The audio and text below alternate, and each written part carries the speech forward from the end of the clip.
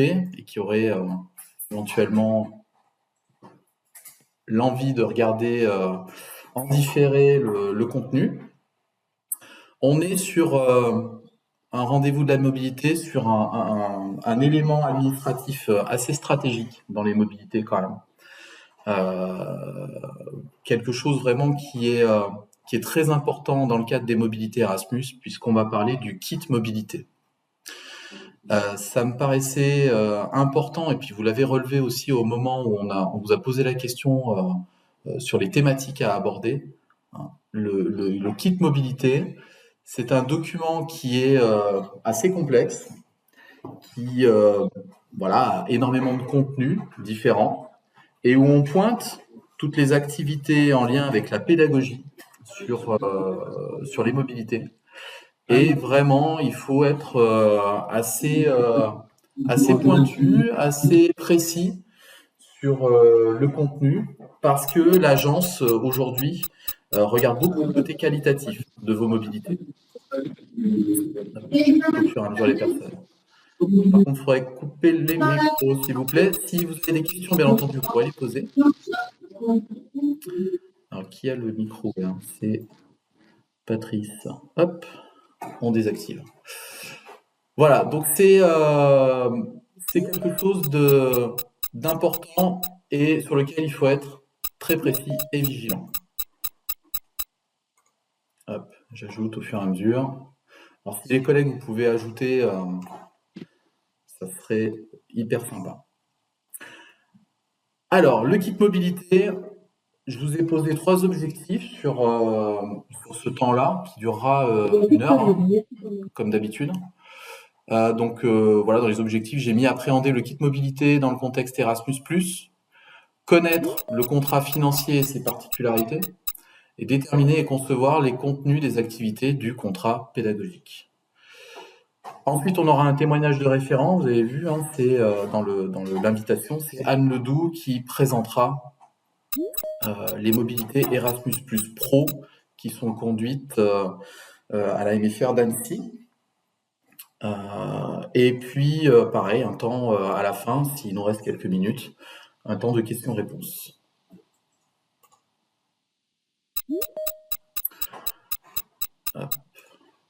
Alors, le kit mobilité, quelques éléments de présentation. Qu'est-ce que c'est que ce document? Donc, il fait partie des documents qui sont obligatoires dans la mobilité Erasmus+. Le kit mobilité, il est composé de 2 contrats et d'une page qui est située à la fin de ce kit, qui reprend les conditions générales des mobilités Erasmus+.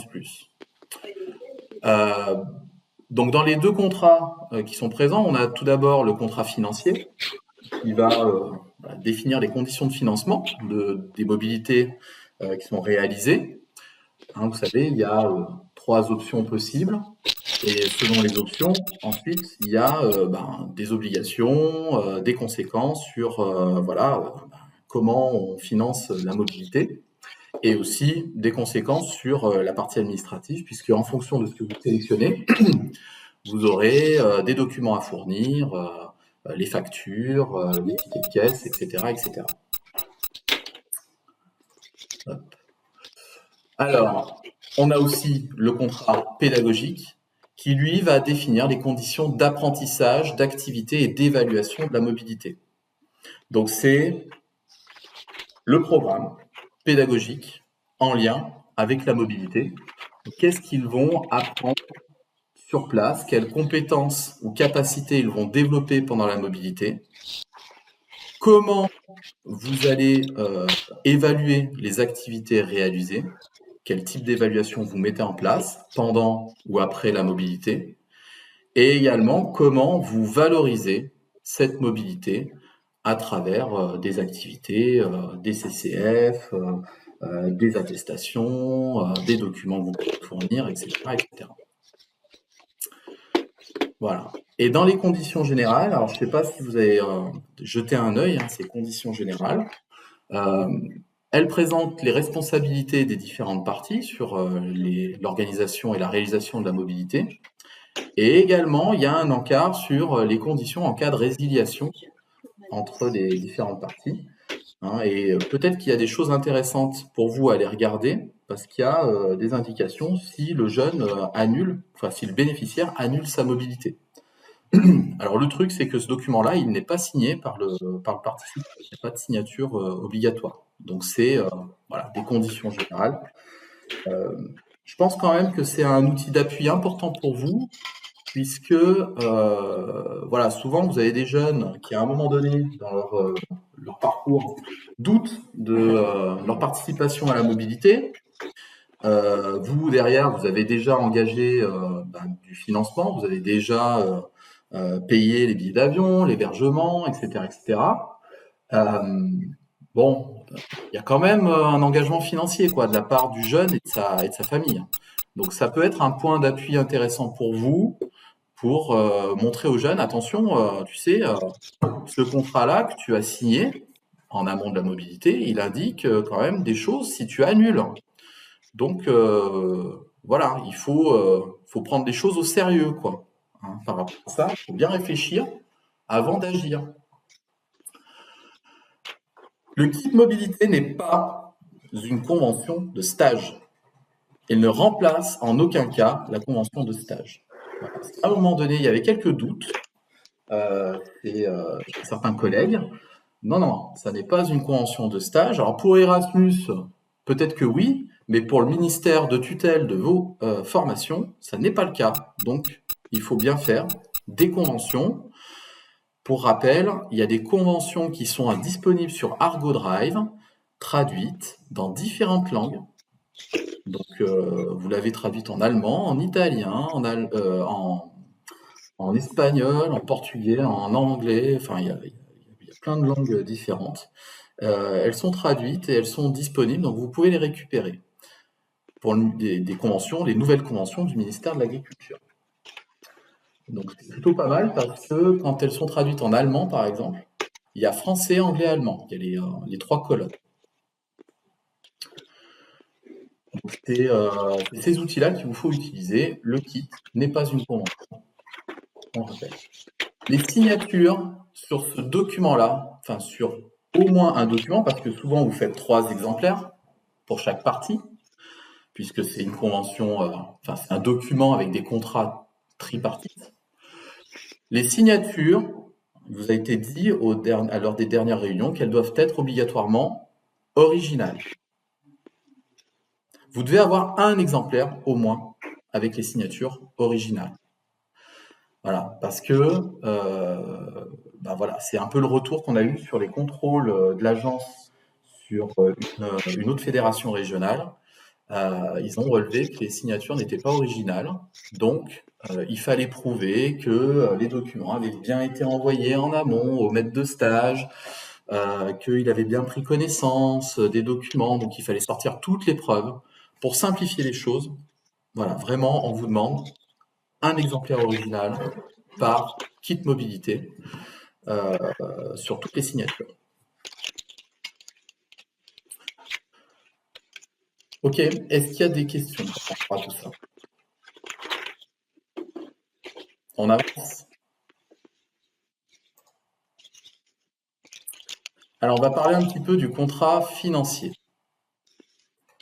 Le contrat financier, donc, il reprend évidemment quelques informations générales sur le type de mobilité, l'accréditation concernée, etc., etc. Il reprend également les coordonnées de l'organisme d'envoi, donc la maison familiale, les informations personnelles du bénéficiaire de la mobilité. Donc tout ça, avec Argo, c'est quand même assez simple. Hein. Vous rentrez les informations dans Argo et c'est automatiquement généré dans le kit. Alors il y a David qui avait une question. Alors, t'as pas ton micro ouvert, David.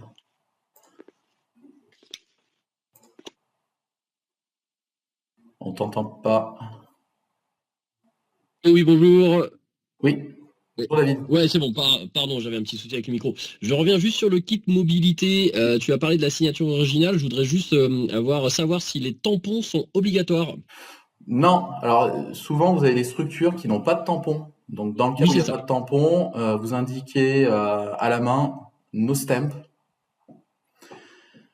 Ok. ou pas de tampon. Et puis voilà.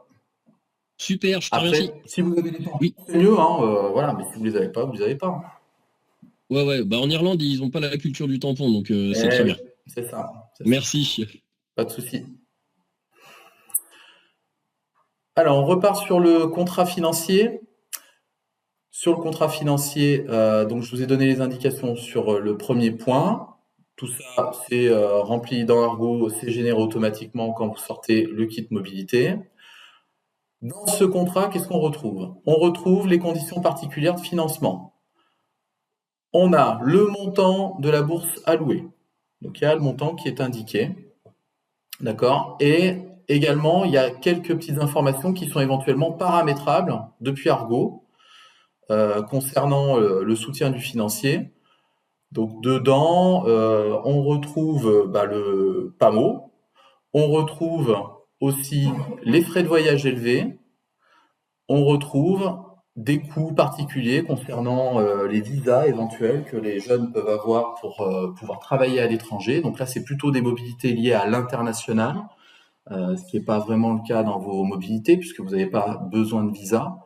Il y a également aussi pour les vaccins des coûts optionnels qui peuvent être éventuellement comptés. Mais voilà, bon, principalement, nous, c'est les PAMO. Alors, les frais de voyage élevés, ils sont liés aux mobilités qui sont éventuellement réalisées par les DOM-TOM. Alors, ça ne veut pas dire que vous avez le droit d'aller dans les DOM-TOM, mais vous avez des établissements qui sont dans les DOM-TOM et ils doivent, quand ils réalisent des mobilités, forcément, les billets d'avion vers l'Europe coûtent très très cher et donc, eux, ils ont cette option-là, frais de voyage élevés. Mais vous ne l'avez pas. Donc, vous n'êtes pas concerné par ça. Le document du contrat financier, il est signé par le bénéficiaire. Évidemment, il faut penser à lui présenter ce document-là, il faut le rassurer. Alors, quand il est majeur, on ne demande pas la signature des parents. Quand il est mineur, les parents doivent signer. Voilà, quand on parle de contrat financier, forcément, ça peut faire un peu peur parce que le jeune, il se dit, mais je vais devoir payer quelque chose, ça va me coûter, qu'est-ce qui va se passer, tout ça. Bon, voilà, rassurez-le, vous lui dites que ça fait partie des démarches administratives liées à Erasmus+. Hein. Il n'y a pas de coût particulier pour lui en lien avec ce contrat-là. Par contre, c'est un engagement. Donc ça, vous pouvez lui rappeler, à partir du moment où il signe, il s'engage à réaliser cette mobilité-là. Et voilà, c'est pas qu'il peut pas annuler, mais il y a des conséquences potentielles financières qui peuvent survenir. Voilà. Également, le représentant légal de la MFR doit signer. Donc, le représentant légal qui doit signer, c'est la personne qui a signé le mandat. Le mandat, c'est ce qu'on vous demande au moment de la candidature. Alors, je sais que parfois, dans les mandats, il est indiqué, c'est le président ou la présidente qui signe le mandat, on nous l'envoie, et des fois, on se retrouve avec des kits mobilité où c'est la directrice ou le directeur qui a signé. Attention, l'agence Erasmus peut dire, non, c'est pas la bonne personne qui a signé. Donc, si jamais, c'est le cas, essayez, de corriger ça.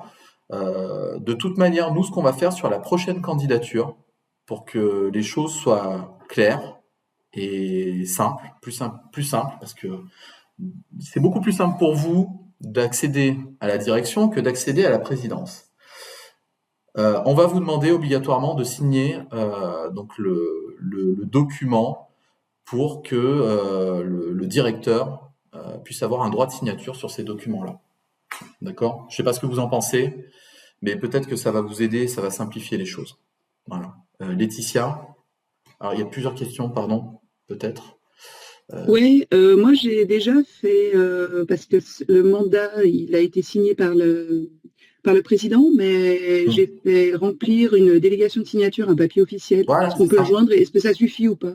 Alors, oui, il faut le déposer en même temps que le mandat. D'accord? Donc, c'est pour ça qu'on vous redemandera bien, lors de la Ah, je suis pas prochaine sûre. candidature pour le 2025, le mandat et la délégation de signature.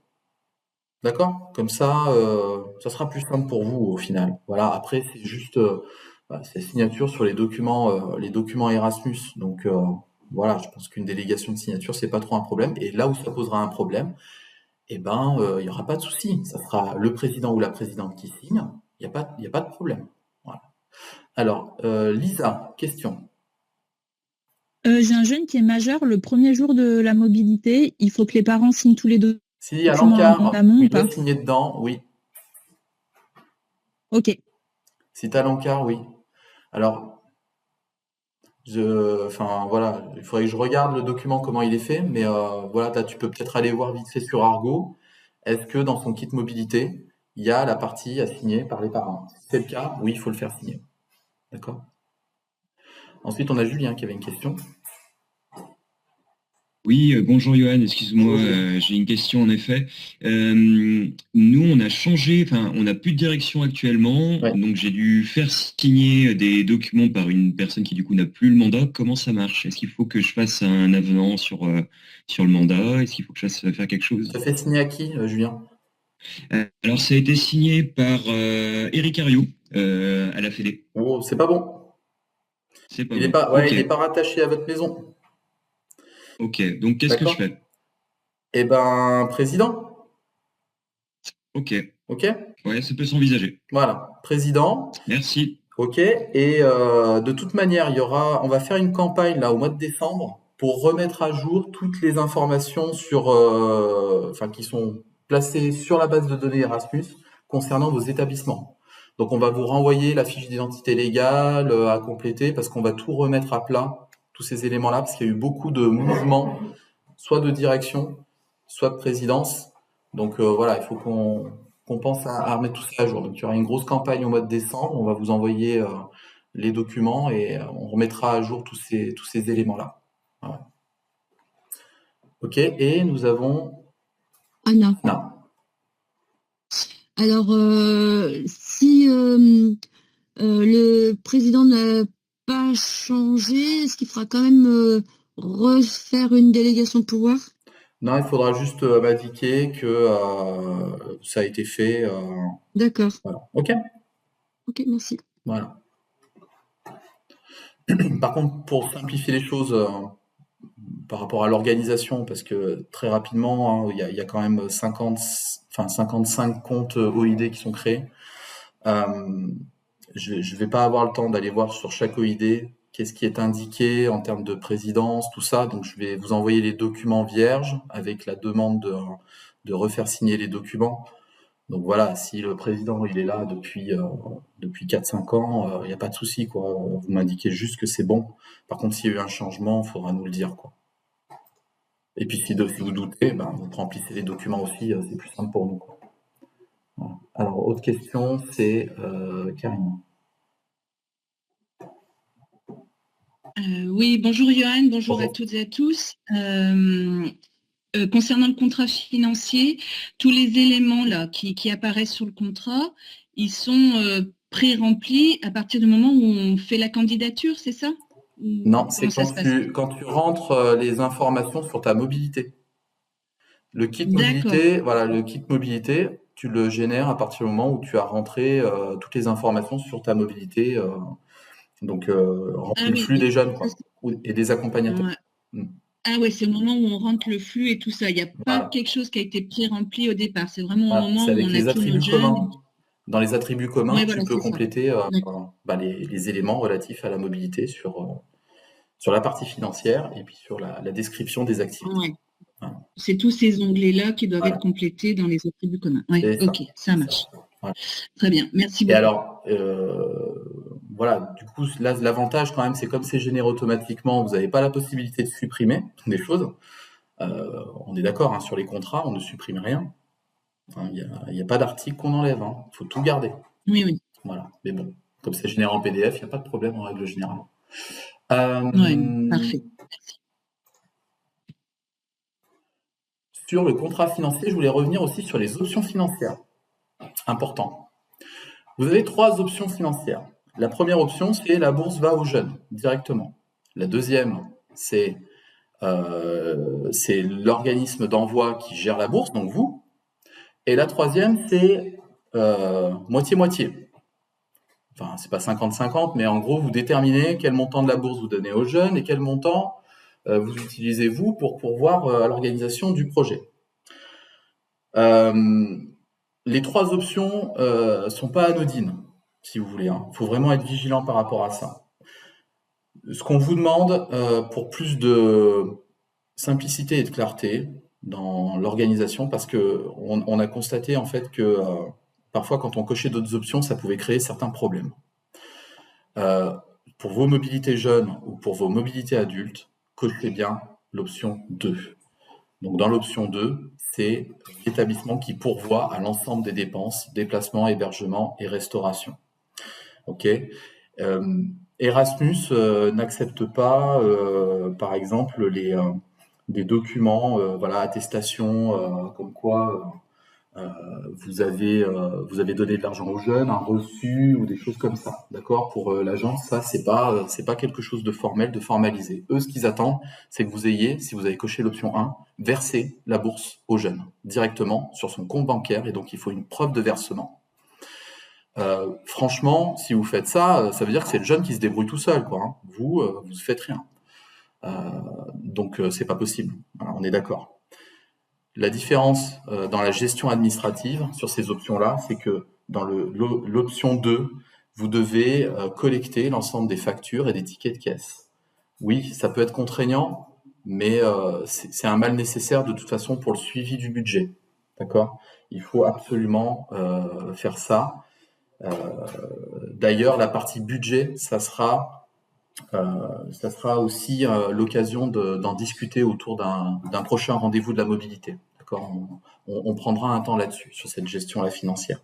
Mais voilà, pour l'option, cochez bien la 2 et ne cochez pas la 3 non plus, parce que pareil, il faut une preuve de versement sur le compte bancaire. C'est-à-dire que le jeune, il a l'argent sur son compte bancaire, mais qu'est-ce qu'il va en faire d'ici la mobilité? Parce qu'il faut verser l'argent avant la mobilité sur le compte bancaire. Une fois sur place, il va utiliser sa carte, il va avoir du liquide, il va y avoir des frais bancaires, tout ça. Enfin, on va plus s'en sortir, quoi. Donc, gérez bien l'option 2, la bourse, c'est l'établissement qui gère. D'accord? Question de Karine. Et peut-être dans la conversation aussi. Non, Karine, tu as une question? Non, pardon. Il y a ta main qui est levée, c'est pour ça que je me suis...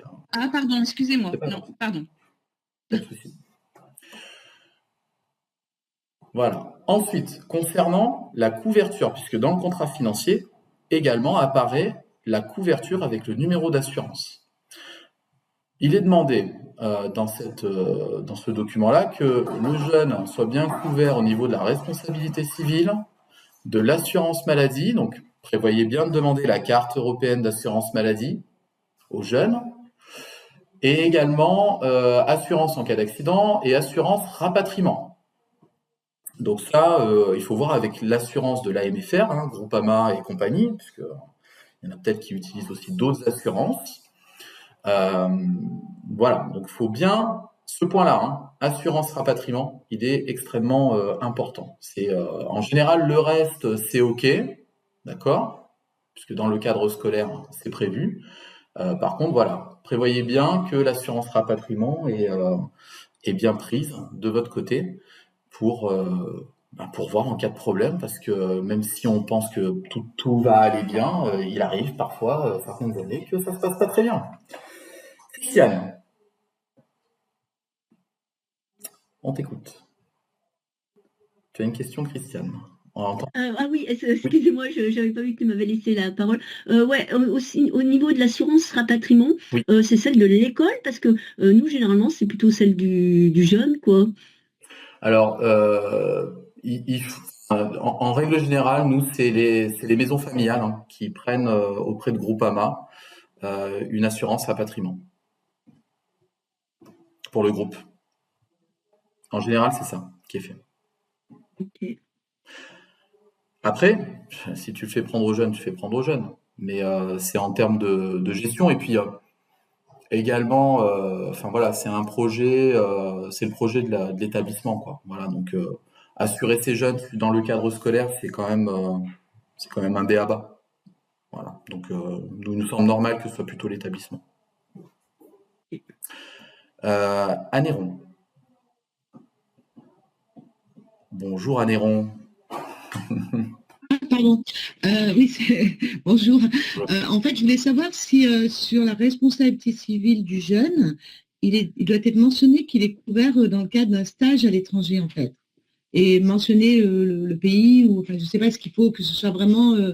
précisé ou voilà, c'est. Ouais, en règle générale, moi, ce que je peux voir des documents qui sont envoyés, quand on m'envoie les assurances, c'est un document à part où effectivement il y a les dates de la mobilité, il y a la liste des jeunes concernés, et puis les informations relatives au contrat et police d'assurance. Voilà, il y a tout ça. D'accord. Mais du coup, sur la responsabilité civile du jeune, il doit être mentionné qu'il est couvert dans le cadre d'un stage à l'étranger. Euh, Est-ce qu'il doit donner une attestation spécifique à leur compagnie d'assurance? c'est une bonne question. Parce qu'il y en a dans les responsabilités civiles dont j'ai eu connaissance, Oui, des fois c'était mentionné couverture pour un stage, d'accord. pas tout le temps. Ah, ok. Bonne question. Adeline? On t'entend pas. Tu voulais peut-être rebondir par rapport à ça? Voilà, bonjour. Oui, par rapport Ouais. à ça, alors par expérience, tu peux demander à Groupama justement, c'est la différence entre l'assurance Groupama quand vous partez en voyage d'études et l'assurance Groupama quand les jeunes partent en stage à l'étranger. Et dans ces cas-là, tu souscris l'option stage à l'étranger et auquel cas, si jamais ils cassent quelque chose dans la structure de stage ou autre, ou qui font mal à un client, enfin nous ils sont en commerce, et ben à ce moment-là, ça peut être pris en charge dans ce cadre-là. C'est un petit peu plus cher, mais c'est possible. C'est différent de l'assurance uniquement en rapatriement qu'on utilise quand ils partent en voyage d'études, qui est beaucoup plus restreint. Ça coûte un peu plus cher, mais j'ai cru comprendre qu'on peut le rentrer dans les frais de gestion, que ça peut être pris en charge partiellement. Oui, ça peut être pris en charge dans la bourse. Vous pouvez le rentrer dans la bourse et ça vient sur une partie, sur une autre partie, mais vous pouvez la compter vous de votre côté. Alexandra, tu voulais compléter? On t'entend pas. Je voulais compléter effectivement, parce que je crois que la question était quand on demande aux assurances des jeunes finalement individuellement. Et effectivement, individuellement, alors pour le vivre en grand nombre jusqu'à présent, en fait, il faut quand même demander à l'assurance une attestation qui précise en fait que le stage est bien pris en compte. La plupart des assurances, moi jusqu'à présent, il n'y a aucun parent qui a dû payer un complément pour cette responsabilité civile en stage, pour la simple et bonne raison que c'est quelque chose qui est compris dans la plupart des contrats d'assurance jusqu'à 90 jours. Mais par contre, il faut bien demander à ce que ça soit écrit. Alors c'est juste une attestation qu'ils nous envoient, comme quoi effectivement le jeune est bien couvert en termes de responsabilité civile en stage à l'étranger. Et je vous dis, la plupart du temps, c'est jusqu'à 90 jours sur 90% des assurances là avec lesquelles on a été confrontés jusqu'à présent sur nos élèves, quoi. Ok. Super. Mais effectivement, c'est une option, enfin c'est une option. C'est pas une option payante, mais en tout cas, il faut demander le. Il faut demander pour que ce soit inscrit. Voilà. D'accord. Et ils veulent quoi? Ils veulent la période de mobilité ou pas? Alors oui, ils veulent effectivement, ils veulent la période de mobilité. Ouais. D'accord. Bon c'est bien. Ok. Voilà. Ok. Donc ça, il faut le demander aux parents. On l'intégrera dans les. Du coup, dans la partie des démarches administratives sur la mobilité, là. Tous les guides d'accompagnement qu'on peut vous donner, on le mettra dedans, ouais. Comme ça vous fera un rappel. Ok, merci les collègues. Ensuite, alors il est indiqué, voilà, la complétude du rapport du participant, ça doit être fait dans les 30 jours suivant la notification par mail. Donc c'est comme ça que c'est indiqué dans le document. Et alors, au bout de ces 30 jours, la mobilité ne s'autodétruit pas, il n'y a pas de souci. On a cette possibilité-là de vous renvoyer le mail via la plateforme européenne. Donc c'est pas un problème. Et voilà, c'est pas au bout de 30 jours, si j'ai pas complété ma mobilité, c'est foutu. Vous inquiétez pas, tant que le programme est en cours, on peut continuer à compléter des rapports du participant. Je pense que voilà, la plupart d'entre vous, vous l'avez vécu, ça. Hein, il y a des dysfonctionnements sur les plateformes européennes. Parfois, il y a des problèmes peut-être de connexion entre Argo et aussi la plateforme européenne. Donc, les rapports du participant sont pas toujours envoyés immédiatement. Bon, vous inquiétez pas. C'est juste que oui, on est bien conscient qu'en termes d'organisation, ça joue aussi parce que les jeunes, vous les avez pas tout le temps sous le coude. Mais voilà, en tout cas, ça, on essaie de le faire au mieux avec vous et avec les plateformes.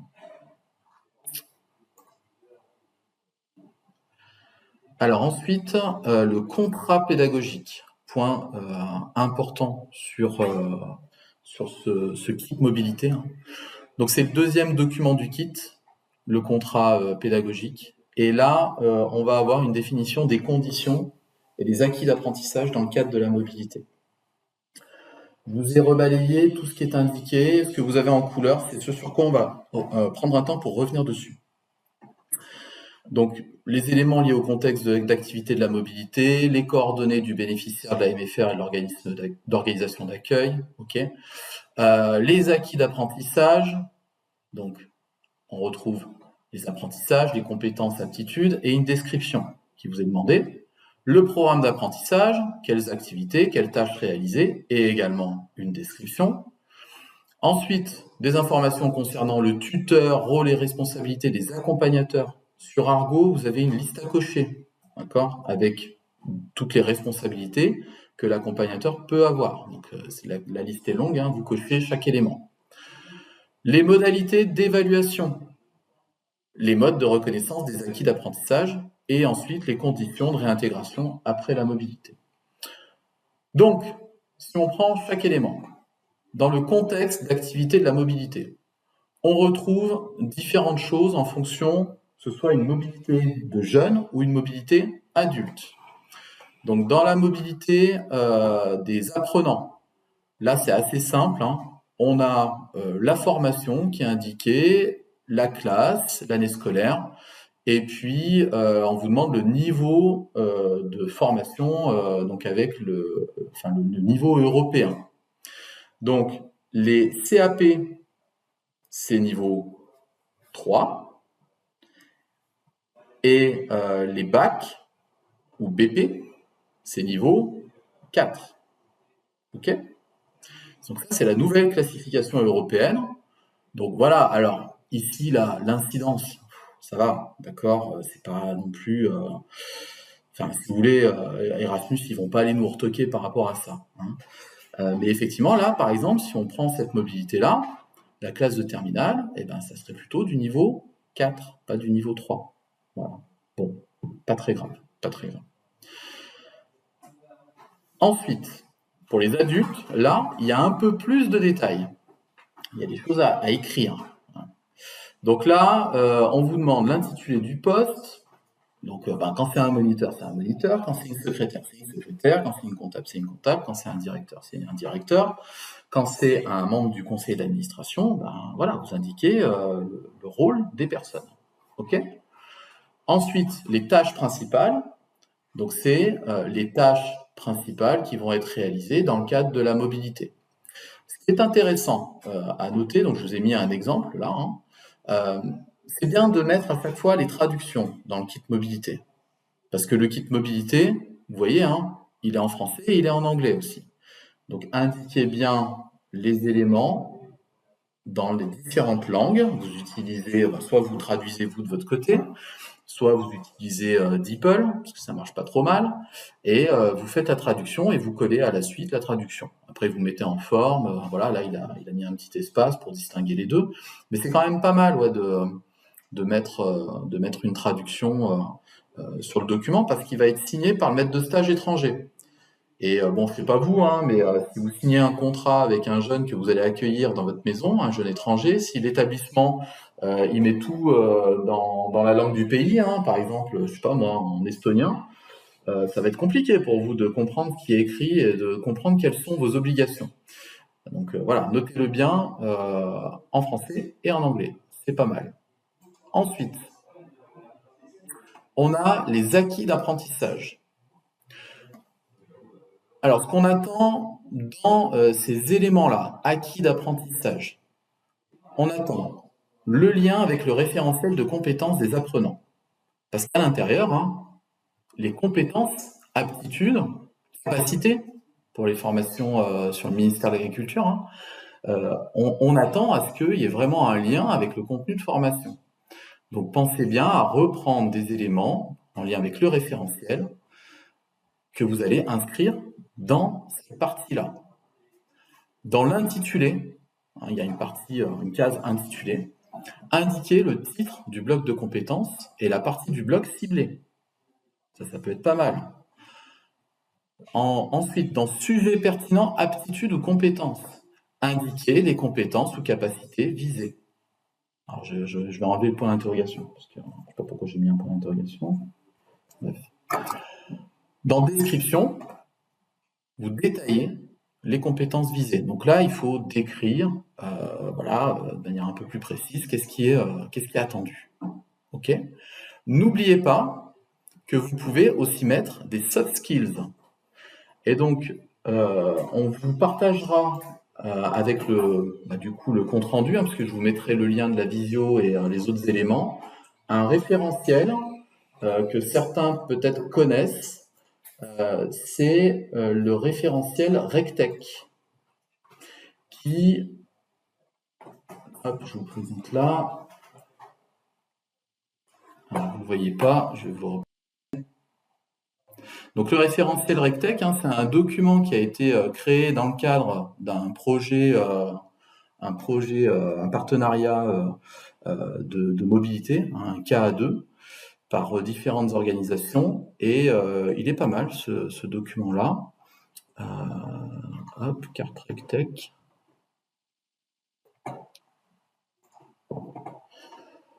Voilà, donc vous avez en fait un cercle. Et dans ce cercle, vous avez les 12 compétences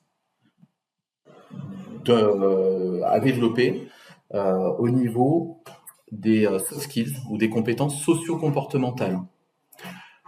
Donc peut-être que ça va vous aider à identifier quelles sont les compétences socio-comportementales que vous développez dans le cadre de vos mobilités. Sachant qu'il y a différents niveaux, il y a 4 niveaux de compétences par item. Donc par exemple, pour piloter et ou organiser l'activité, on a donc au premier niveau identifier les éléments structurant l'organisation de l'activité prévue. Ensuite, on a appliqué, j'arrive pas à lire, pardon. Voilà. Puis aussi applique l'organisation prévue pour son activité. Bon. Adapte son organisation aux exigences d'une situation et prévoit et organise son activité ou celle de son équipe.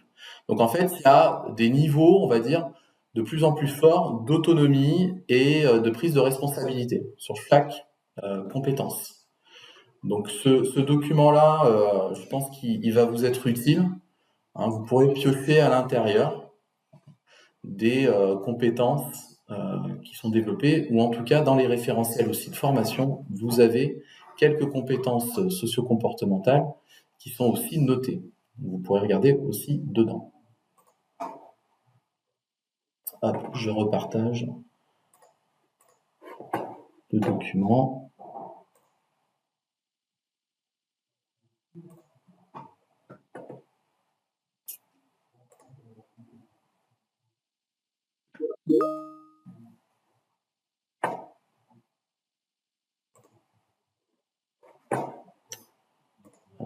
Pardon.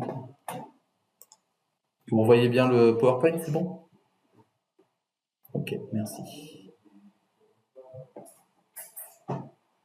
Voilà, puis Lisa, elle vous a mis un petit lien.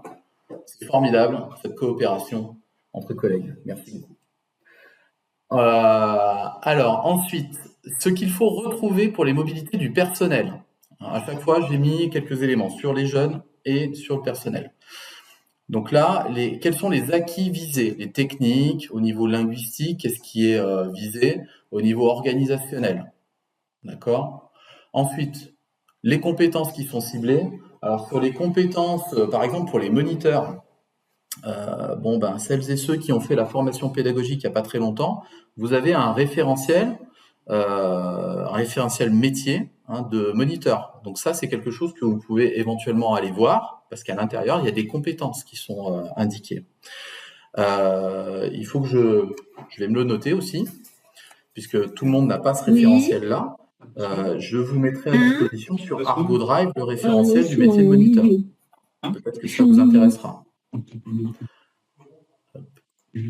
Et je suis en vidéo là-dessus.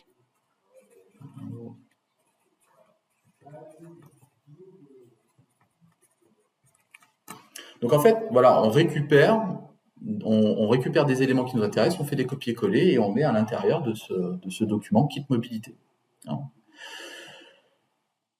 Et puis, dans les descriptions, donc détail des compétences visées, comme pour les jeunes, il faut aller un petit peu plus loin dans la description.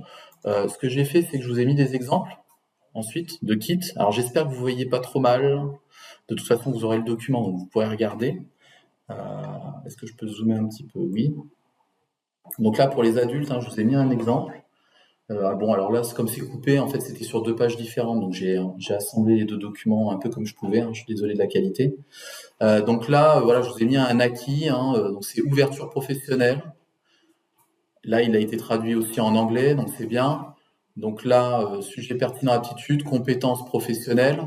Bon, peut-être qu'on peut aller un petit peu plus loin, voilà, parce que c'est assez vague, compétences professionnelles. C'est sur quoi? C'est sur la pédagogie, c'est sur l'organisationnel, c'est découverte de quelque chose. Enfin, voilà, du coup, il faudrait peut-être aller un petit peu plus loin. Description. Donc là, c'est pas trop mal. On a pas mal d'activités qui sont décrites, nouvelle façon d'aborder ses pratiques professionnelles, réinvestissement de certaines pratiques dans ses propres cours, découvrir et acquérir de nouvelles connaissances, etc., etc. Ensuite, on a le deuxième. Donc là, on est plutôt sur les soft skills. Voilà, sujet, quels soft skills sont du coup travaillés sur la mobilité. Il faudrait peut-être aller un petit peu plus loin. Et ensuite, on a la description. Donc là, il y a des éléments, capacité d'adaptation. Donc peut-être que ça, en fait, ça irait plutôt en haut et le reste en bas. Bon, voilà. Ou alors peut-être de manière un peu plus résumée, indiquer ces éléments-là ici. À voir. En utilisant peut-être le RegTech, puisque ça, on peut peut-être le retrouver ailleurs, sur ce document. Pour les apprenants, donc là, je vous ai mis 3 acquis proposés. Donc, développer l'usage de la langue anglaise dans un contexte professionnel.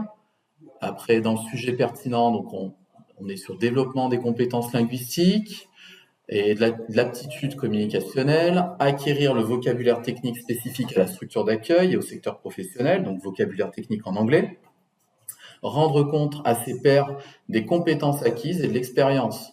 Donc peut-être que là, voilà, il y a une compétence aussi qui est attendue sur une restitution ou quelque chose comme ça. Description, transversalité des compétences, être capable de mobiliser les compétences acquises dans ce contexte particulier pour répondre aux besoins d'une personne dans un autre contexte. Être capable de se débrouiller dans une ville étrangère et d'utiliser les transports en commun. Et communiquer sur le projet auprès de l'ensemble des parties prenantes et auprès des autres partenaires. Donc c'est ce qu'on voyait dans le 3e. Donc vous voyez là, en fait, on a des idées qui sont un peu plus généralistes et puis dans la description, on va préciser dans quel type de situation on va développer ces compétences-là. Donc je trouve que c'est plutôt pas mal. Il manque juste la petite traduction en anglais. Et là, on est bien. Si je mets ça, c'est pour vous donner des idées aussi. D'accord ? Je pense que c'est hyper intéressant de voir un petit peu comment aussi procèdent les autres et puis ça vous permettra de voir, vous, de votre côté, comment vous pouvez éventuellement améliorer les choses ou compléter. Voilà, après, il y a d'autres choses. Bon, je ne vais pas aller dans le détail de tout, mais voilà, il y a des petites choses intéressantes. Des fois, voilà, ça manque peut-être un peu de précision parfois. Après, c'est à vous de voir, d'améliorer, de construire. On verra, mais peut-être que ça peut être intéressant à un moment donné qu'on se penche sur ces éléments-là tous ensemble et qu'on puisse travailler par pôle de formation sur des contenus qu'on pourrait éventuellement créer pour justement déterminer qu'est-ce qu'on peut mettre dans la mobilité en termes de compétences et de capacités. Voilà. c'est une idée, mais ça demandera bien sûr un peu de temps et d'organisation. Je dézoome un peu. Diapo suivante. Alors, le programme d'apprentissage, les activités et les tâches à réaliser. Donc là, pareil, hein, dans Argo, vous devez compléter des éléments pour préciser quelles sont les activités et les tâches réalisées dans le cadre du stage à l'étranger. D'accord ? Donc là, qu'est-ce qu'on doit retrouver pour les apprenants ? Les activités, elles sont reliées à des acquis d'apprentissage. D'accord ? Donc vous reprenez les compétences que vous avez mis au-dessus et vous précisez quelles sont les activités. Les activités doivent ensuite être décrites, et faire le lien avec le référentiel professionnel du référentiel de formation. Donc c'est plutôt bien fait, hein, les référentiels de formation, puisque vous avez ces compétences qui sont bien décrites, et puis vous avez des activités associées. Donc sur les activités associées, n'hésitez pas à en reprendre pour les mettre justement dans le kit mobilité, pour le contrat pédagogique. On ne vous demande pas forcément d'inventer des trucs. Des choses qui sont déjà disponibles et qui sont faites clairement pendant la mobilité, qui sont travaillées. Donc il n'y a pas de souci. Pour les mobilités adultes, là voilà, il faut pareil, relier l'activité à un acquis d'apprentissage et décrire les activités qui sont proposées. Donc là, on a moins de documents sur lesquels s'appuyer. Voilà, donc il faut essayer d'avoir un petit peu d'imagination aussi. Et donc là, je vous ai mis 2 propositions de documents, donc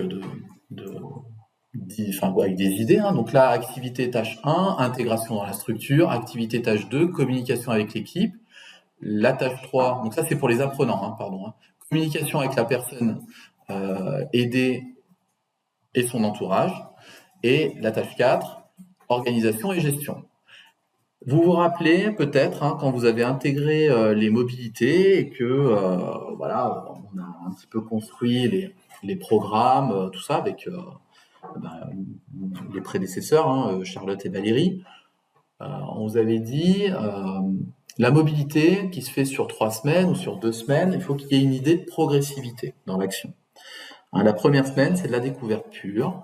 La deuxième semaine, on commence à essayer d'étudier, d'analyser le fonctionnement. Et puis la 3e semaine, peut-être on prend, si on y arrive, un peu plus d'autonomie. Et puis on peut peut-être conduire une activité, quelque chose comme ça.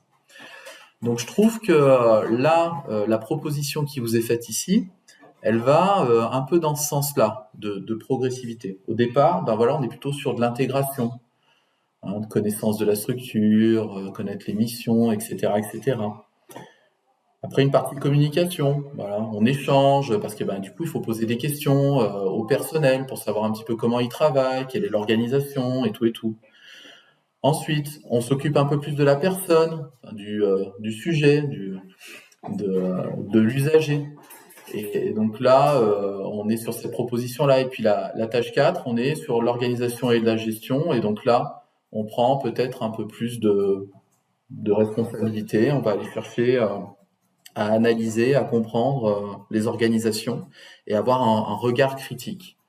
Moi, je trouve que cette proposition-là, elle est intéressante parce qu'elle donne un guide pour, par exemple, un rapport de stage ou un travail de synthèse à réaliser par les jeunes. Voilà. Donc, je ne sais pas ce que vous en pensez, mais je trouve que c'est un exemple plutôt intéressant. Après, vous pouvez aussi regarder ça et puis adapter avec vos attendus sur votre mobilité. Puisqu'effectivement, sur du 2 semaines ou du 3 semaines, on ne fait pas déjà la même chose, et puis selon les formations aussi, on ne fait pas la même chose. Pour les adultes, maintenant, donc un peu pareil, on a différentes activités, mais là c'est plutôt, on va dire, sectorialisé. Il y a des activités type TP, il y a des activités de partenariat, il y a de l'échange de pratiques, il y a de la rencontre avec des professionnels, et puis il y a de l'échange culturel. Voilà, là pareil, vous avez une base qui est assez intéressante. Après, vous l'adaptez, vous l'appropriez. Toujours penser. Là, il manque la traduction en anglais sur la partie apprenant. Ici, elle est présente. Donc, c'est plutôt bien quand on met la traduction, j'insiste bien là-dessus.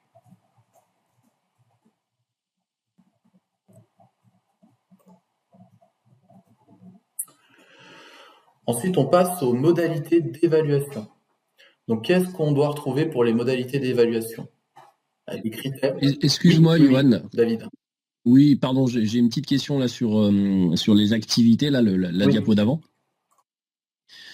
Concernant donc les apprenants, là je vois que c'est focus un peu sur le stage en Ouais. fait. Moi j'ai un peu élargi, c'est-à-dire sur le côté culturel, hein, visite culturelle, sur le côté lien avec avec les familles, parce que moi ils sont en famille d'accueil. Est-ce que Très bien. c'est correct ou il faut faire une focus sur le Très stage? bien. De toute manière, ces types d'activités-là, tu peux aussi les relier avec ton référentiel. Donc, il n'y a pas de souci. Ok. Ouais. Très bien. Super, Ah ça ouais, marche. c'est Merci. super parce que, bon, de toute façon, les activités culturelles, on les relie aussi avec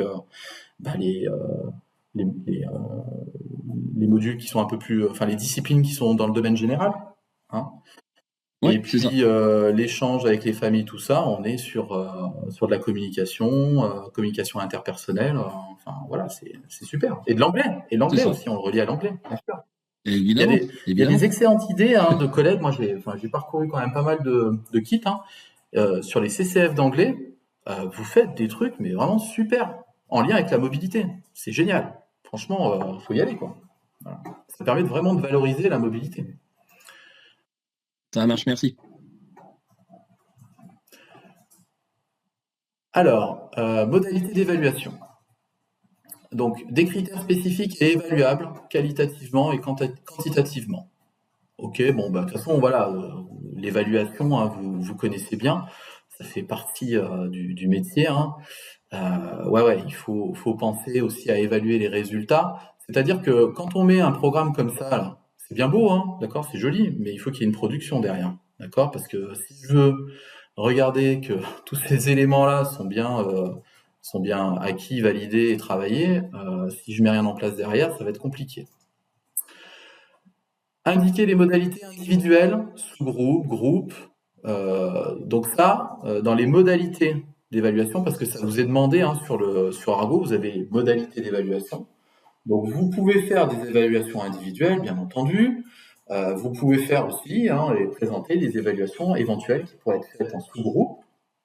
Par exemple, un exemple, deux jeunes qui sont en stage au même endroit. Bon, ben voilà, le rapport de stage, c'est un rapport de stage qui est plutôt commun, qui n'est pas individuel, parce qu'ils ont travaillé dans le même service, parce que ci, parce que ça.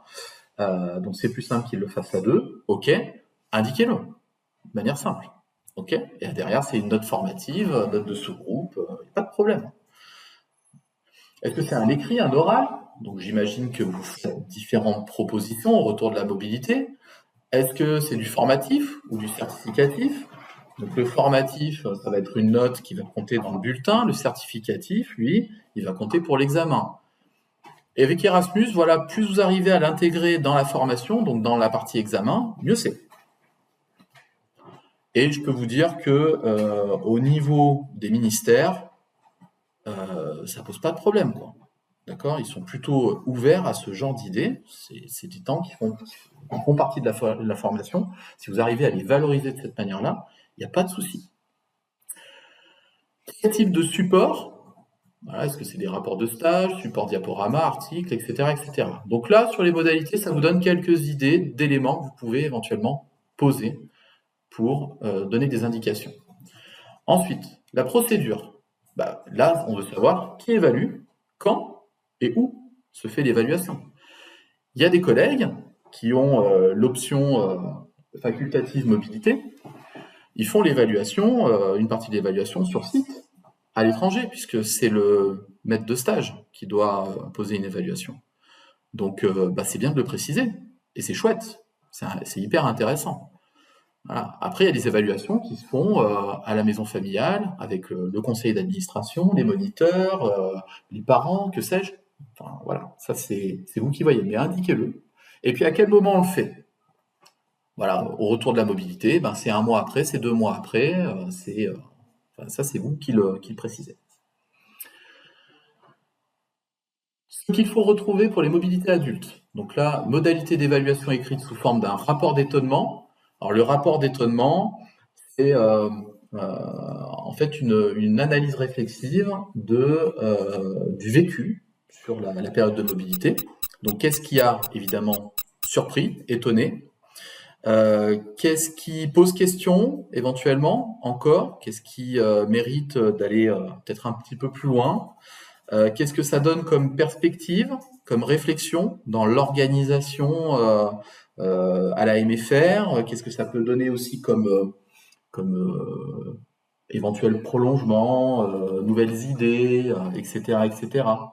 Voilà. Peut-être quelque chose un peu plus sur cette forme-là, avec bien entendu une présentation de la structure et de ce qu'elle propose.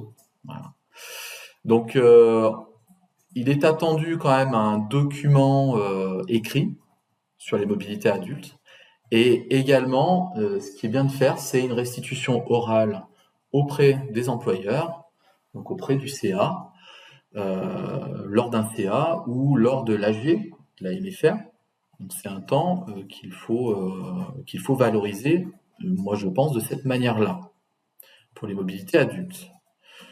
Si c'est une mobilité adulte où il y a 2-3 participants, ben, il faut que chaque participant écrive des éléments. Parce que l'agence Erasmus, ils attendent de savoir ben voilà, quelle est la plus-value pour chaque participant. Ensuite, les critères d'évaluation aussi liés aux compétences professionnelles montrant une plus-value pour le professionnel. Donc, quels sont les critères qu'on détermine pour dire la mobilité, elle est réussie ou pas. Et puis, une procédure qui indique aussi qui évalue quand et à quel endroit. Donc, comme pour les jeunes. Pareil, vous avez 2 exemples d'évaluation. Alors, j'ai pris pour les apprenants. Donc là, on a l'épreuve certificative en anglais, expression et compréhension orale. Donc c'est le CCF, mobilité à l'oral. Donc j'imagine que c'est l'épreuve facultative de mobilité. Donc là, il y a les critères qui sont décrits. En fait, on reprend les éléments de l'évaluation et puis on les pose ici. Donc ça ne demande pas non plus à inventer des choses. C'est pas vraiment par rapport à ce que vous faites. Et puis les procédures d'évaluation, donc avec le CCF en anglais, le CCF de mobilité, etc., etc. Voilà. Du coup, là-dedans, il faut quand même préciser, indiquer, est-ce que c'est l'épreuve facultative de mobilité ou est-ce que c'est la section européenne? Parce que ça peut-être être la section européenne aussi. Et voilà, parce que c'est hyper intéressant comme idée de valoriser au travers des CCF. Jean-Philippe. Oui, Johan, en fait, je voulais savoir si l'Europass Mobilité pouvait être considéré comme une évaluation des acquis d'apprentissage. Ouais, alors, c'est peut-être plutôt le point d'après sur la reconnaissance des acquis. Voilà. Ça permet de reconnaître des acquis. Mais si tu veux, c'est pas une modalité d'évaluation en tant que telle, l'Europass. Voilà. C'est un certificat qui atteste de. Mais avant d'attester des compétences, il faut les évaluer par ailleurs. Voilà. Donc si tu veux, par exemple, l'Europass, il est signé par le maître de stage à l'étranger. Donc voilà, lui, il atteste des compétences qui sont évaluées.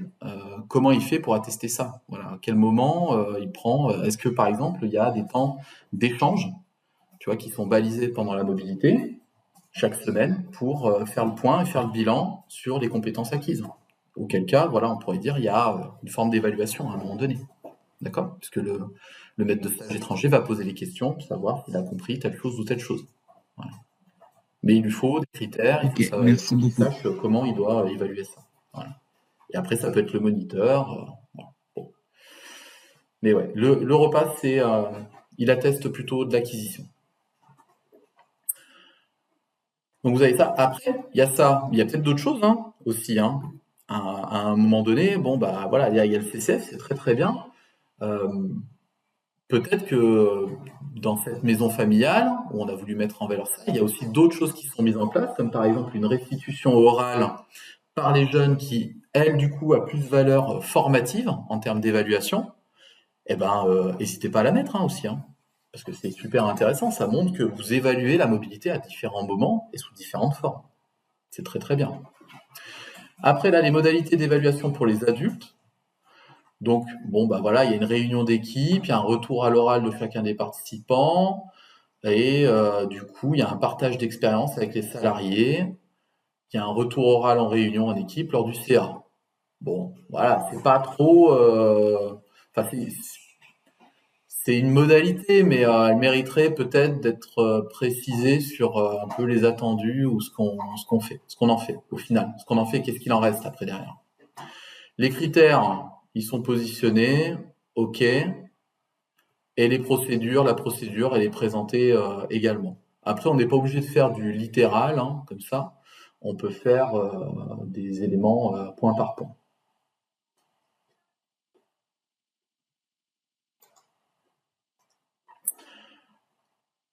Contrat, donc là on est toujours sur un autre point, sur les modes de reconnaissance des acquis d'apprentissage. Alors dans les modes de reconnaissance, il y en a plusieurs, il y en a que vous utilisez pas mal. Il y a peut-être des idées là qui vont émerger et auquel cas on peut en discuter.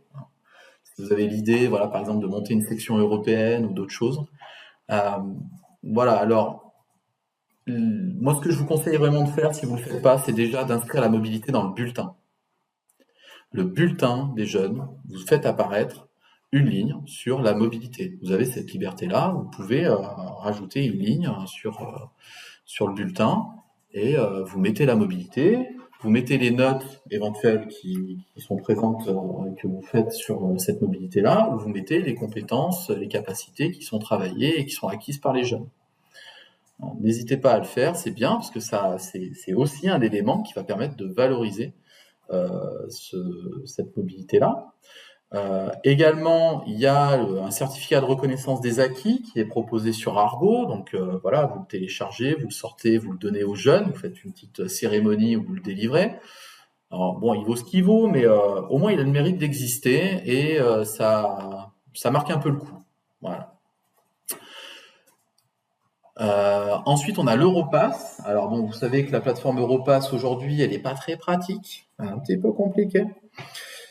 Donc j'ai eu une info, la plateforme Europass va évoluer et va s'améliorer.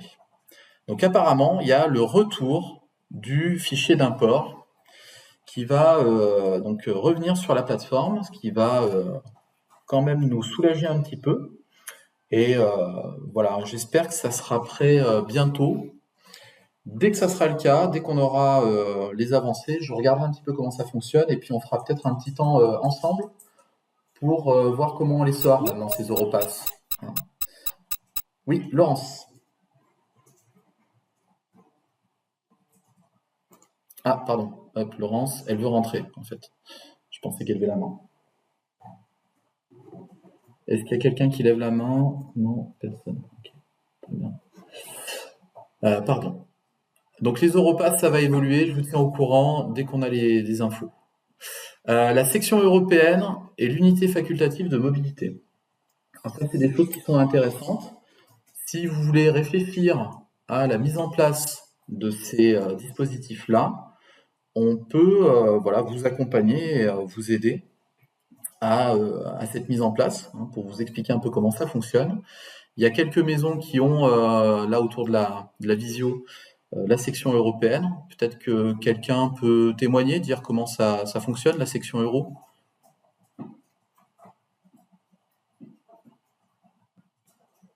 Non? Si, Anna? Anna, vas-y. Ouais. Allô? Oui, ben voilà, nous là, pour nos Terminal Bac Pro, MCV, Max, on a plein de messages. On ne présente que les candidats qui ont le meilleur niveau d'anglais, puisque l'une des conditions de validation des points acquis en section européenne se repose sur l'obtention au CCF de langue d'un minimum de 12 points. Donc, comme c'est un CCF de l'EducNat, on ne peut pas leur communiquer la note du CCF. On le fait sous forme de lettre pour qu'ils aient une idée. Mais ils savent, les élèves, que le CCF d'anglais est souvent positionné après l'épreuve orale de section européenne, va conditionner le résultat de la section européenne. Alors, très rarement, un élève qui a obtenu la moyenne à la section européenne ne peut pas la valider parce qu'elle n'a pas eu les 12 points au CCF. Mais bon, c'est assez rare. C'est déjà arrivé une fois.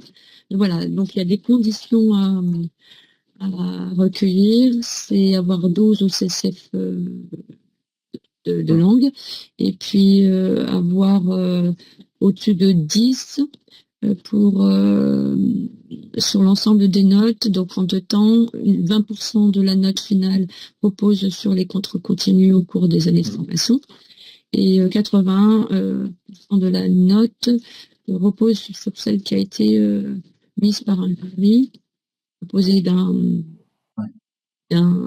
responsable DNL et de langue, et d'un autre de langue. Voilà. C'est un oral qui a lieu mi-mai normalement. Et vous, votre mobilité, elle est début d'année, civile.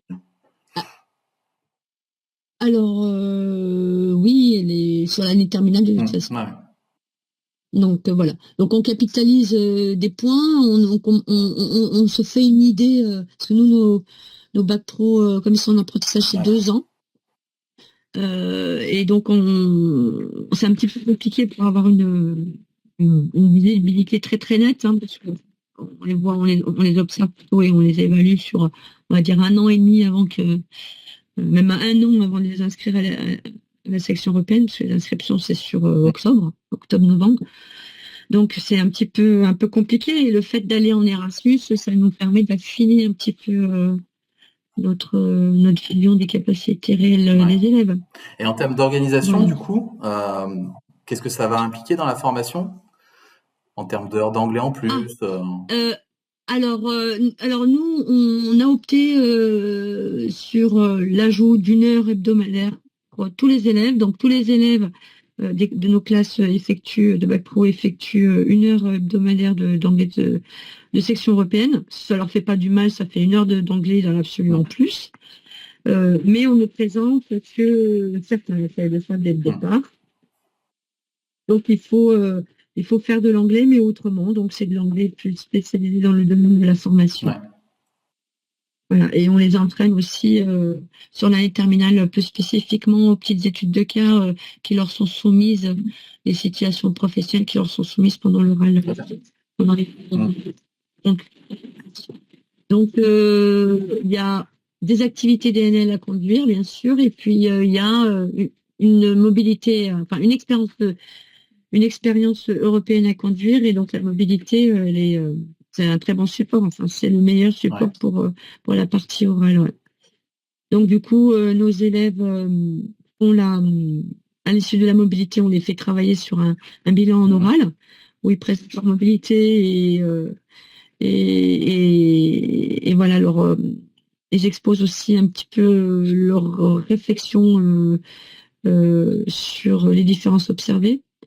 Et puis ils présentent ça, donc ça va être hors support, un des supports pour l'oral de section européenne, qui devient aussi par ailleurs possiblement un des thèmes d'anglais pour CCF. Très bien. Donc c'est intéressant parce que du coup ils font d'une pierre deux coups. Ça peut, leur expérience de mobilité présentée en anglais peut être le support un des thèmes pour leur CCF d'anglais, et puis aussi pour ceux qui vont en section européenne, forcément leur présentation. Ouais. Ok, donc ça sert sur plusieurs situations. Sur plusieurs plans. Oui. Ok, merci Anna.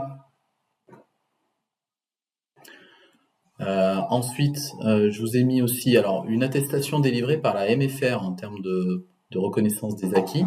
C'est quelque chose que vous pouvez créer du côté de votre maison. Voilà, une attestation de réalisation de la mobilité. Ça peut toujours être utile pour les jeunes. Voilà, il y en a qui font ça, je le sais.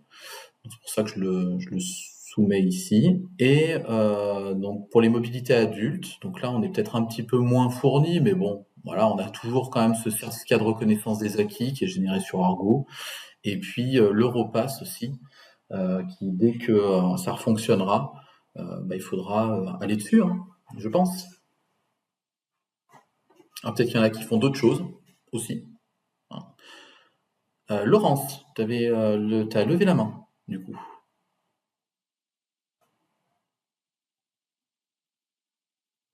Ok. Anna, tu voulais réintervenir? Je remets mon micro en marche. Oui, je sais que est-ce qu'il y en a parmi vous qui ont une pratique de l'épreuve de mobilité?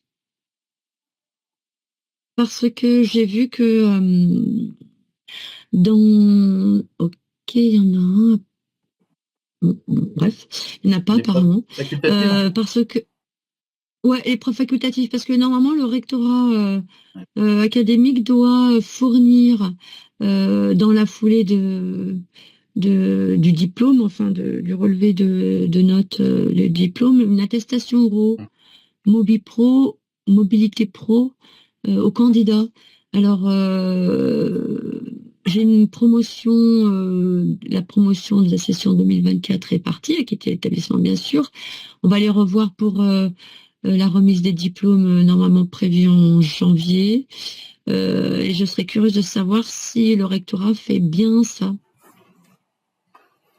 Alors, je sais pas s'il y a des collègues qui ont les Parce preuves que nous, en tout facultatives cas, sur... au niveau de notre établissement, on reçoit les diplômes et on les remet lors d'une cérémonie, mais par contre, on n'a pas, pour l'instant, on n'a pas, enfin, je ne sais pas si ça va nous être envoyé en même temps que les diplômes ou si c'est envoyé directement aux jeunes, je ne sais pas. Formation et éducation nationale. Ouais. Ouais.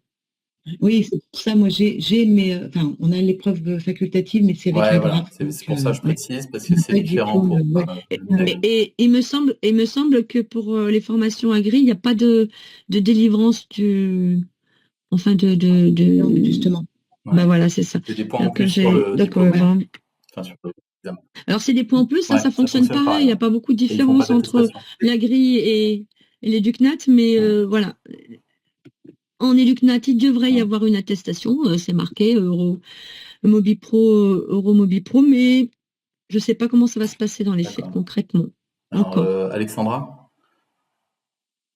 Oui, enfin nous c'est pareil, enfin, je te rejoins Anna sur ce point-là. On a aussi un bac de l'éducnat et on n'a absolument aucune attestation pour l'instant qui a été Comment elle remise aux s'appelle jeunes, cette quoi. attestation? Tu as dit le nom, Anna?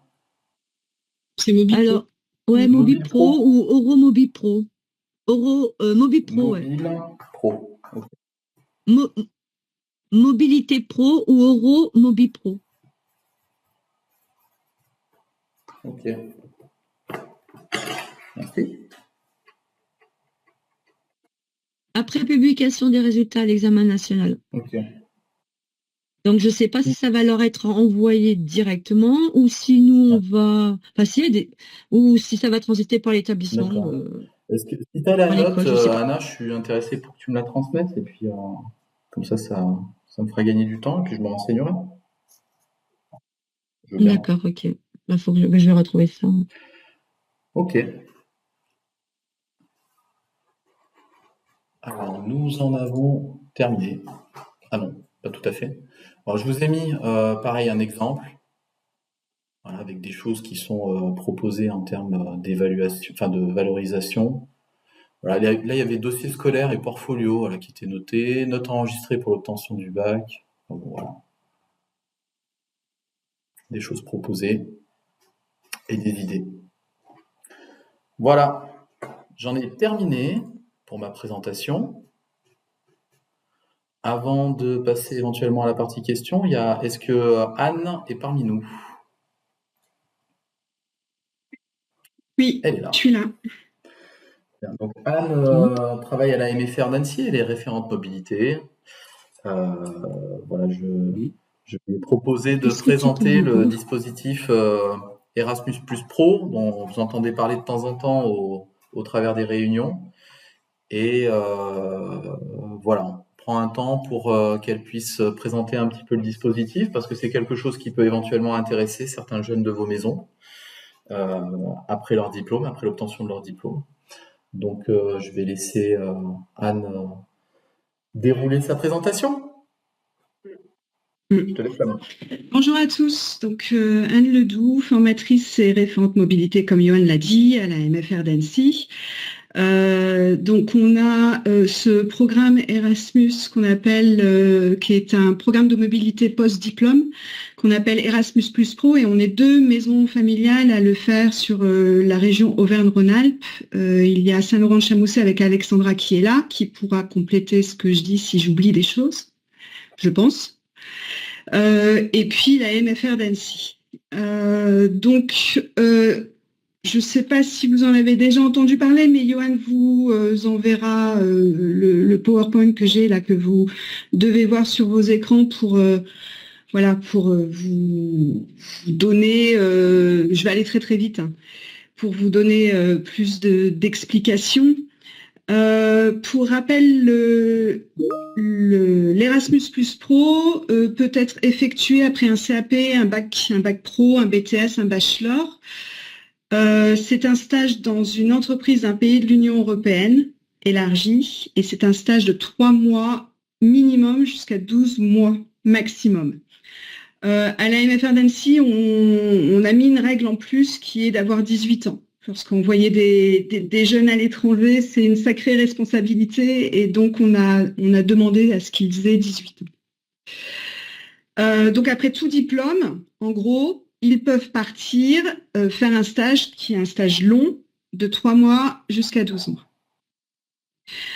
Qu'est-ce qu'on fait à Saint-Laurent-de-Chamousset et à la MFR d'Annecy pour les accompagner? On détermine d'abord leur projet, leurs objectifs par rapport à cette mobilité, et on les aide aussi à se projeter après cette mobilité. On les aide à trouver un stage, déterminer destination, le choix de l'entreprise, dans quel domaine, sachant qu'ils peuvent partir soit dans leur domaine d'études, soit dans un domaine qui est totalement différents de leurs études.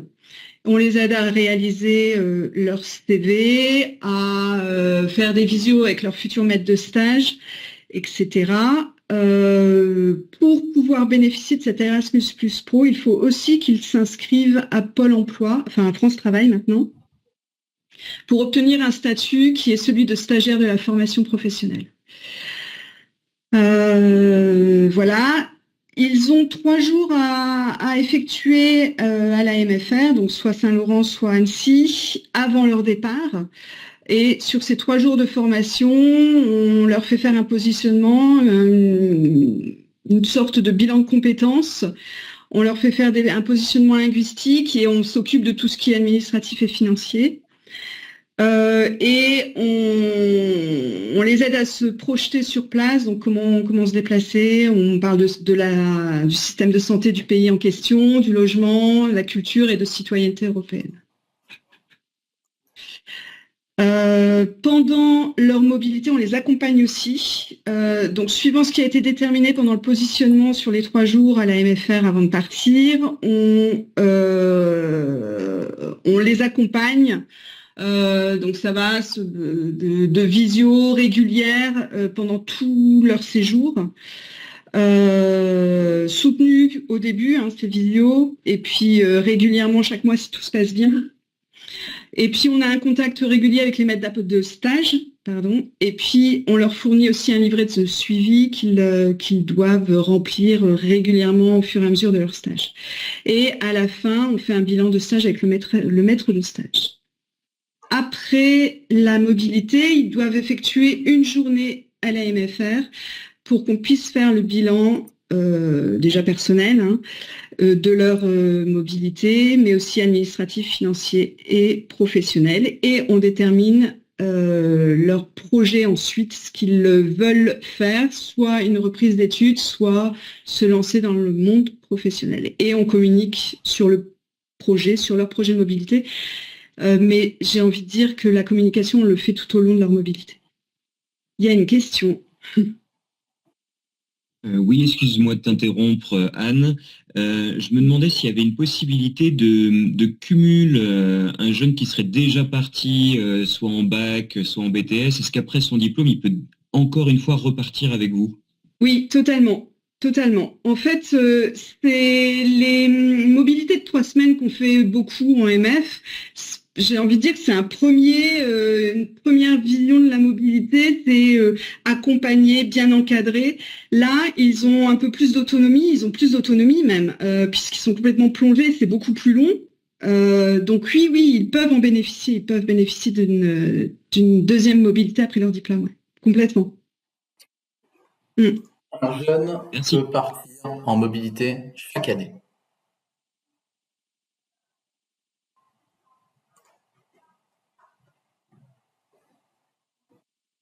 Ma dernière diapo, je vous mets, donc Johan, tu transmettras le PowerPoint, mais vous avez un lien vers des témoignages, des vidéos des jeunes qui sont partis en mobilité post-diplôme. Je vous invite à aller les voir parce que enfin moi à chaque fois que je les regarde, ça me donne envie de partir derrière. On a en fait, avec sincérité, je n'ai eu que des bons retours de ces expériences. Et vraiment, encore une fois, j'incite à aller voir les vidéos parce que c'est vraiment chouette de les entendre, en fait, témoigner sur ces mobilités. C'est extrêmement enrichissant pour eux, en fait. Et je vous ai mis les contacts le mail d'Alexandra et puis mon mail s'il y a besoin. On peut tout à fait passer aussi dans vos MF s'il faut qu'on aille témoigner. S'il faut qu'on aille témoigner, oui. Et je peux vous donner un exemple d'un retour que j'ai fait récemment. J'ai un jeune qui est parti 6 mois en Islande pour faire du tourisme de pêche. Et c'est un jeune qui vient des Bauges, des Bauges qui est... pas loin d'Annecy, une chaîne de montagne pas loin d'Annecy, au milieu de nulle part, et qui était jamais sorti des Bauges. En fait, c'était la première fois qu'il partait aussi longtemps à l'étranger, et il est revenu et métamorphosé, ce jeune. Donc voilà, c'est tout. Si vous avez des questions, je suis peut-être allée un peu vite, mais Super. Si Alexandra veut dire un mot aussi, puisque elle conduit le même type de projet dans sa maison à Saint-Laurent-de-Chamousset. Oui, alors j'aurais rien à compléter, Anne, merci, c'était très complet. Non, mais simplement dire, effectivement, on a le même retour. On a une quinzaine de jeunes, et puis j'interviens d'ailleurs dans certaines DMF, là, il y a des gens qui me voient effectivement venir présenter le programme chaque année. Et effectivement, que ce soit des mobilités de 3 mois ou de 12 mois, en fait, les jeunes sont complètement transformés. Moi, je rejoins Anne sur le fait que c'est des expériences en fait, qui sont toujours très positives. Voilà, on n'a jamais eu des grosses, des catastrophes, et pourtant, nous, on avait des jeunes qui étaient à l'étranger pendant le Covid, on a eu des jeunes qui étaient qui étaient en Espagne pendant les inondations, et en fait, donc ça fait partie aussi de l'accompagnement et du suivi qu'on fait. Et pour autant, c'est des expériences qui les font grandir, qui les font évoluer, et qui sont juste en fait parfaites pour nos jeunes qui ont déjà travaillé en France et qui sont du coup super appréciés aussi par les entreprises à l'étranger, en fait. On remarque finalement qu'ils trouvent des stages assez facilement, et globalement les maîtres de stage à l'étranger sont hyper contents. Et d'ailleurs, il y a aussi beaucoup de jeunes qui ont profité d'une mobilité pendant leur parcours et qui repartent chez un maître de stage avec qui c'était très bien passé, en fait. Ils ont cette possibilité-là, en fait. Nous, on a des bacs pro qui sont partis dans une entreprise et qui retournent pour faire une saison complète ou pour faire 6 mois dans la même entreprise parce que 3 semaines ou 4 semaines, c'était pas assez, qu'ils avaient découvert, finalement, c'était une mise en bouche, et puis finalement, se rendre compte que aller travailler plus longtemps pour cette entreprise aussi, c'est une opportunité, en fait, qui est juste parfaite, quoi. Oui, je suis pas allée.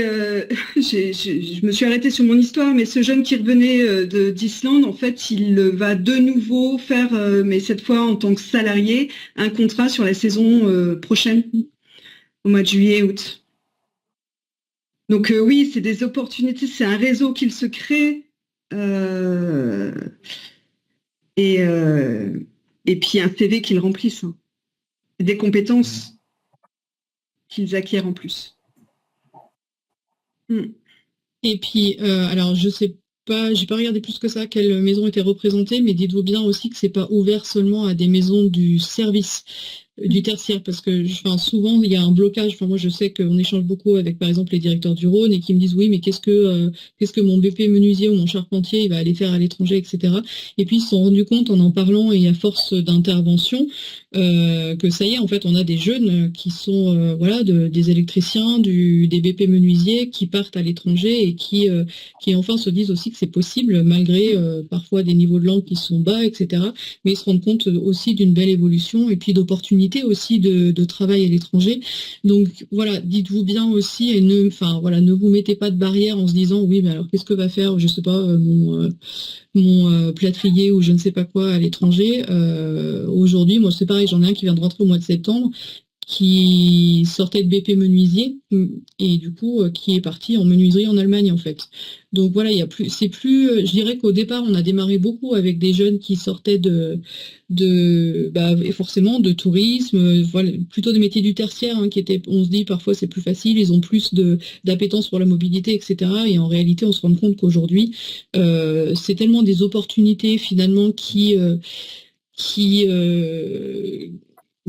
sont énormes déjà en termes financiers. On va dire que maintenant ça permet en fait d'ouvrir ça à tout le monde. Je veux dire, on n'est pas sur du EF qui par exemple, je donne EF, mais n'importe qui, CVC ou je ne sais quoi, qui fait des devis à 15 000 ou 17 000 euros l'année. On est très loin de là et bien au contraire, ils vivent bien et ça leur permet de découvrir plein de choses.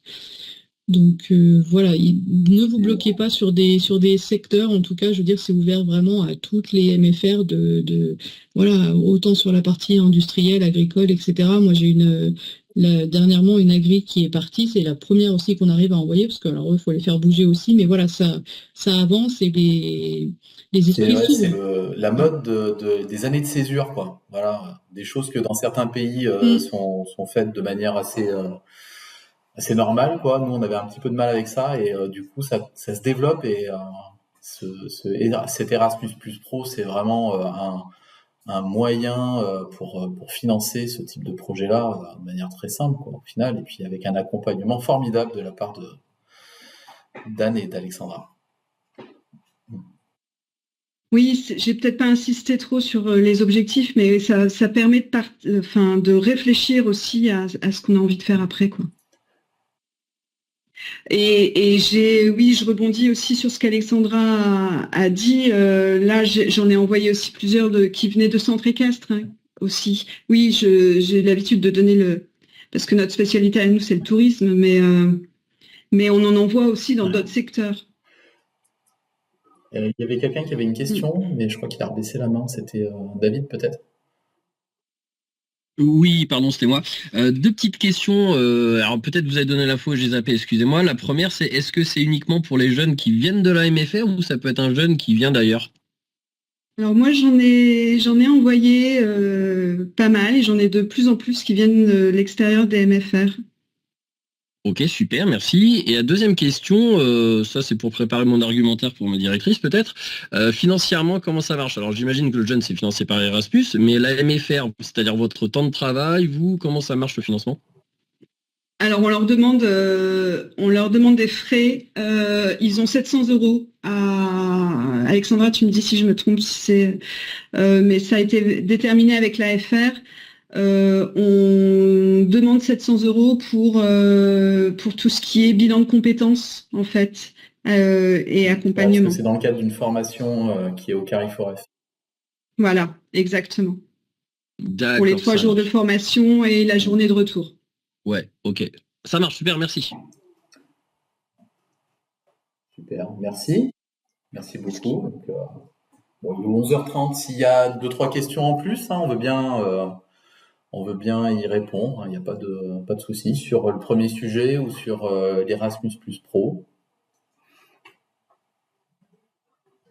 Laetitia.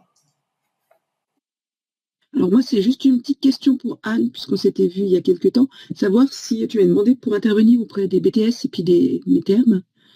Tu montes déjà au CFMM, je crois, en décembre. Oui. Et moi, j'ai une super po là, du 2 au 6 décembre. Est-ce que c'est la semaine où tu viens au CFMM? On vient le 9. Tu viens le 9, zut. Ouais. Ok. On se recontacte. Ouais, oui. On se recontacte parce qu'après, ils sont plus ensemble. Merci. Très bien. Bon, en tout cas, merci pour votre participation nombreuse. J'espère que voilà, cette visio vous aidera un petit peu à élargir vos perspectives sur la mobilité internationale. Je vais pas regarder le prochain rendez-vous quand ça sera, mais je vous enverrai évidemment l'invitation avec toutes les informations sur le sujet qui sera abordé. Merci pour votre participation, merci pour vos petits messages, ça fait plaisir. Et puis, écoutez, on se voit prochainement. Hein. Merci. Oui. Johan, excuse-moi, est-ce que je peux juste voir 2 secondes pour notre mobilité là, okay, dimanche. D'accord, pas de souci. Merci. Merci beaucoup. Merci. Au revoir. Au revoir. Au revoir, merci.